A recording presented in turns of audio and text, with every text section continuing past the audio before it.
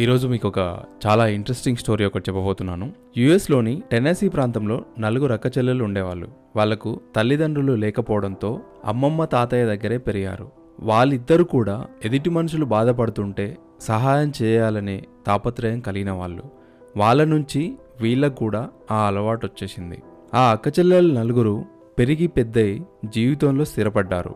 అయితే రోజు న్యూస్ పేపర్లో కనీస అవసరాలు లేక ఇబ్బంది పడే వారి గురించి తెలుసుకొని విన్నప్పుడల్లా వీరికి తమ వంతు ఏదైనా సహాయం చేయాలనిపించింది. దాంతో ఈ నలుగురు అక్క చెల్లెళ్ళు మరో 5 స్నేహితులతో కలిసి 9 నానాస్ అనే ఒక రహస్య గ్రూప్గా ఏర్పడ్డారు.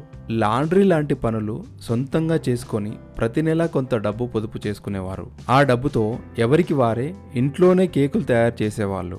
అందరూ ఉదయాన్నే 4 గంటలకి నిద్రలేచి ఒక చోట సమావేశం అయ్యేవాళ్ళు. వాళ్ళు తయారు చేసిన కేకులు, పెరుగు ప్యాక్ చేసి పేదవారు, ఒంటరి తల్లులు, వృద్ధులు ఇలా అవసరమున్న వారికి పంచి తెల్లవారేలోగా ఇంటికి వచ్చేవాళ్ళు. ఒక్క కేక్ మాత్రమే కాదు, సరుకులు, దుస్తులు లాంటివి అందించేవాళ్ళు. వాళ్ళిచ్చే ఆ ప్యాకెట్ మీద సంబడి లవ్స్ యూ అని నోట్ కూడా రాసి ఉంచేవాళ్ళు. మనల్ని ప్రేమించేవారు ఈ సమాజంలో ఉన్నారని వాళ్ళు ఫీల్ అవ్వడాన్ని, వారి ముఖం మీద నవ్వుల్ని చూడాలన్నది వీళ్ళ తాపత్రయం. ఈ ప్రక్రియ అంతా ఎవరికి తెలియకుండా చేసేవారు. చివరికి వాళ్ళ భర్తలకు కూడా. అలా వీళ్ళు నెల 2 నెలలు కాదు, ఏకంగా 30 ఏళ్లకు పైగానే ఈ రహస్య ధార్మిక కార్యక్రమాలు కొనసాగించారు.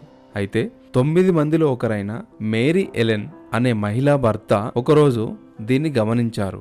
దాంతో ఆ సీక్రెట్ ఆపరేషన్ గురించి చెప్పక తప్పలేదు. విషయం తెలుసుకున్న వారి భర్తలు ఆశ్చర్యపోయారు. వాళ్ళ సహాయం చేసే మనుషుల్ని అర్థం చేసుకొని తోడ్పాటు అందించడానికి ముందుకొచ్చారు. చిన్న సహాయానికే ప్రచారం చేసుకునే ఈ రోజుల్లో అంతమందికి సహాయం చేస్తూ ఏళ్లపాటు దాన్ని రహస్యంగా ఉంచారంటే గొప్పే కదా.